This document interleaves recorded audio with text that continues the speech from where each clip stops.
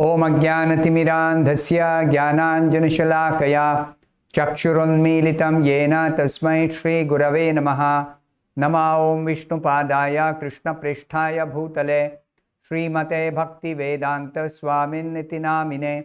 Namaste Saraswate Deve Gauravani Pracharine Nirvishesha Shunyavadi Paschatya Deshatarine.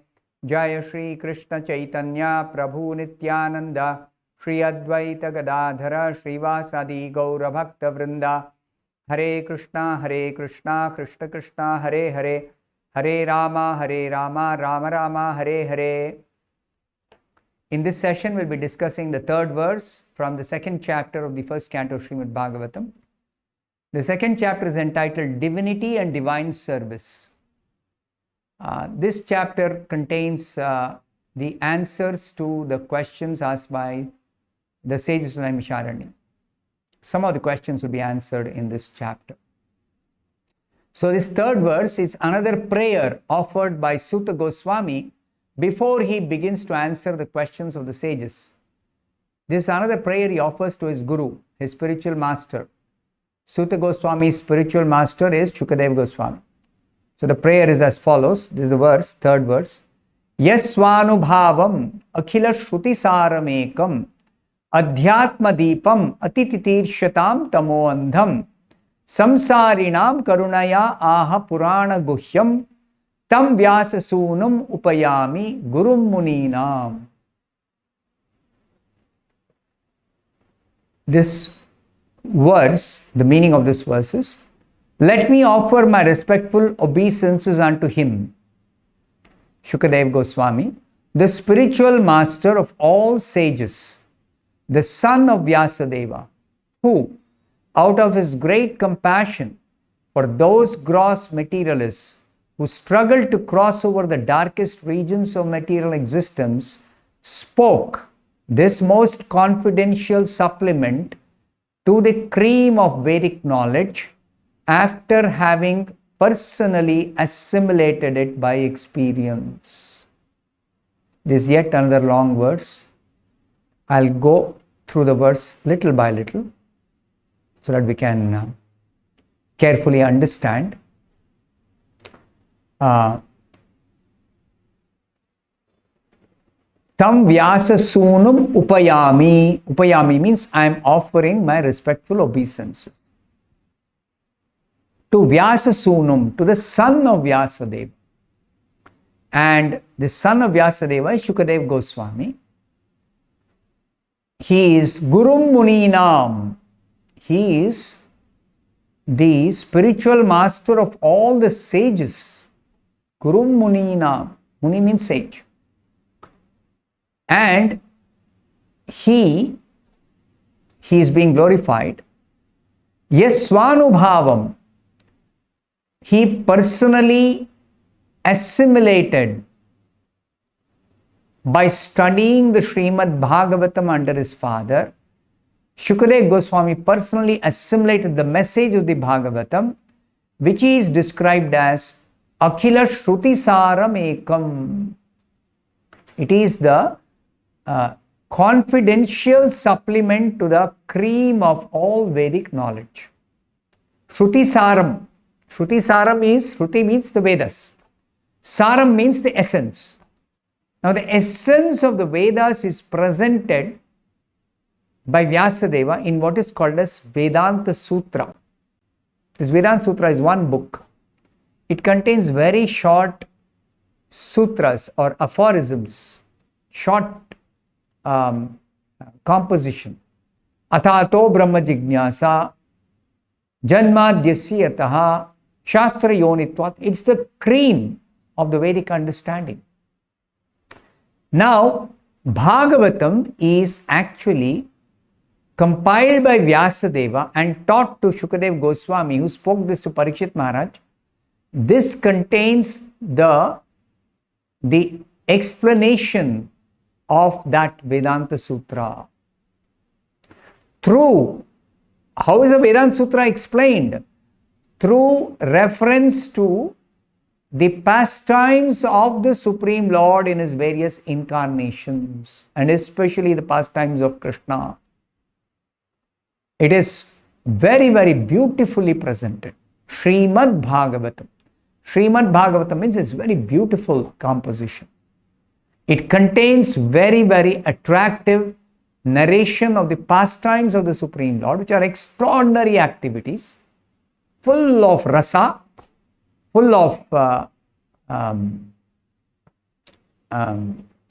adventure, and it also explains the difficult to understand cream of the Vedic knowledge, which is Vedanta Sutra. The most difficult part of the Vedic literature is this cream of Vedic knowledge, which is there in the form of Vedanta Sutra. That is explained by Vyasadeva in this Srimad-Bhagavatam. So, Shukadeva Goswami assimilated the Bhagavatam, which is containing the explanation of the Vedanta Sutra, and this Bhagavatam acts as Adhyatma Deepam. It is the transcendental light by which people can take help of this and cross over the dark region of material existence. Atititirshyatam tamo andham. This material world is described as a place which is filled with darkness. Darkness here means ignorance. People are ignorant of the fact that we are spirit, soul, we are not the body. People are ignorant of the fact that Krishna as Paramatma is seated in everyone's heart and is the best well-wisher, is the supreme friend of everyone. Suhridam sarva bhutana. That people are ignorant. They do not know what is the goal of life. They do not know anything about transcendental subjects. They do not know anything. So such people who are in the darkness of ignorance, to enlighten them, Shukadeva Goswami spoke this Bhagavatam, making Parikshit Maharaj as his student, as his disciple. So, samsarinam karunaya, out of compassion for the samsarinam, for the gross materialists who are actually struggling in material existence, engaged in a struggle in material existence. So what did he do? How did he show compassion?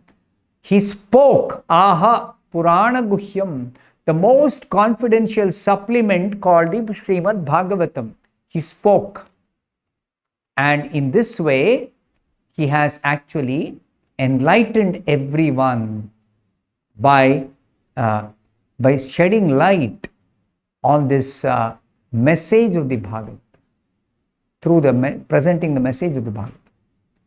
Now in the purport, Srila Prabhupada explains many different points. First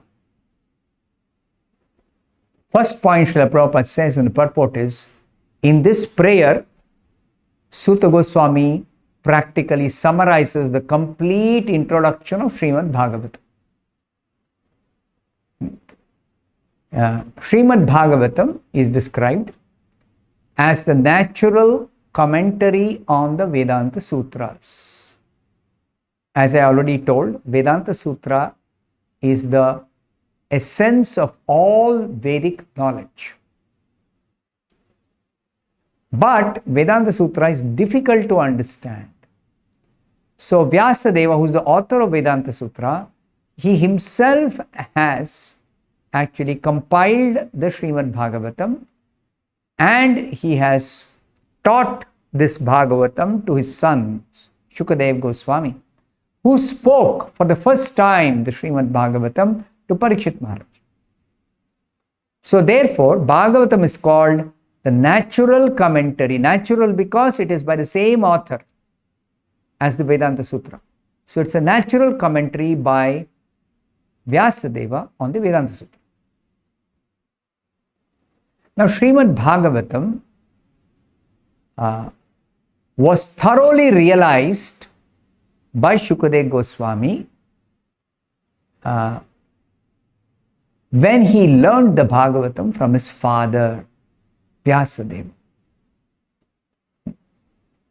And to show mercy upon the materialistic people who want to get out of this material existence but are engaged in a struggle and don't know how to get out, to show compassion upon such people, to help them cross over this material existence, darkness of ignorance in the material existence, he recited the Bhagavatam for the first time to Parikshit Maharaj and all other assembled saintly persons.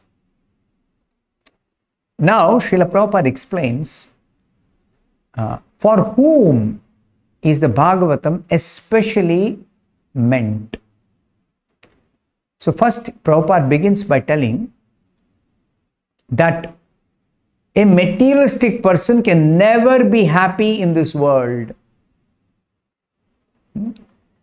Materialistic person means his only understanding of existence is this material world, and he considers the material world is all in all. He has no higher understanding. He has no other understanding of anything beyond what is there in his purview, this material world. Everyone in this material world is trying to make a permanent plan for happiness, but the laws of material nature make all such plans unsuccessful. Therefore, this materialistic world is called the darkest region of God's creation, Tamo Andham. Just like in darkness, you cannot see, even if you have good eyesight, you cannot see if it is totally dark. Similarly, people in ignorance are unable to find out the way out of this material entanglement. Now, the materialistic persons who want to get out of this entanglement, they can get out simply by desiring to get out. Simply by having a desire to get out, they can get out. But unfortunately, most materialistic people, they are always engaged in making plans of somehow making adjustment and living here permanently and with all arrangements for enjoying life. Now, such materialistic persons are compared to a camel. Now, the camel, it eats some thorns which cuts its tongue, and blood oozes out, and the foolish camel thinks that the thorns are very, very tasty when it eats the thorns mixed with blood, its own blood. He does not realize what he is tasting is his own blood, and that his tongue is becoming cut by the sharp thorns. He does not realize that. Similarly, materialistic people, they work very hard, toil very hard, and they want to enjoy little materialistic pleasure, which is nothing but their own blood, which they want to enjoy. But in spite of such an attempt to enjoy, they are always harassed by so many material complications. Such materialists are called karmis. They work hard, they earn money, and they want to spend their money for making some arrangement for enjoyment. And in the whole process, they become entangled, and they're always ignorant. They do not know the way out of this material entanglement, and being caught up in so many complications, their life comes to an end. So this is called karmi. Out of millions of such karmis, hardly there may be few people who may really desire to get out of this material entanglement. Such intelligent persons are called jnanis. The Vedanta Sutra is especially written by Srila Vyasadeva for such jnanis, to help such jnanis understand who am I, who is God, what is this world, what is my relationship, why am I suffering even though I don't want suffering. All such questions are answered in the Vedanta Sutra. But Vyasadeva, after compiling the Vedanta Sutra, he also could foresee that in the future, especially in Kali Yuga, there will be people who will be desirous of getting out of material entanglement, but they will be unable to understand the Vedanta Sutra, or they'll be misled by unscrupulous men who will give wrong interpretation of the Vedanta Sutra. So to help out people, Vyasadeva himself wrote a commentary on the Vedanta Sutra, explaining the Vedanta Sutra in the form of Bhagavatam. So therefore, it is clearly said, Bhagavatam is the original commentary on the Vedanta Sutra. And Vyasadeva instructed the Bhagavatam to his own son, Shukadev Goswami, who was already liberated sage. Already liberated. Now, what is the need for a liberated soul to study Bhagavatam? What is the need? Now, it is explained that this Bhagavatam is not only meant for those people who are entangled in this material world, who can get transcendental knowledge by studying or hearing or following the Bhagavatam, but Vyasadeva also he compiled the Bhagavatam and presented the Bhagavatam for those sincere souls who want to get out of this material existence. Want to get out of this material existence. And Vyasadeva also, he made it attractive, this Bhagavatam, even for liberated souls, when he presented the Bhagavatam in terms of the transcendental pastimes of the Supreme Personality of Godhead. All the various descriptions in the Bhagavatam are always accompanied by descriptions of the transcendental pastimes of the Supreme Lord.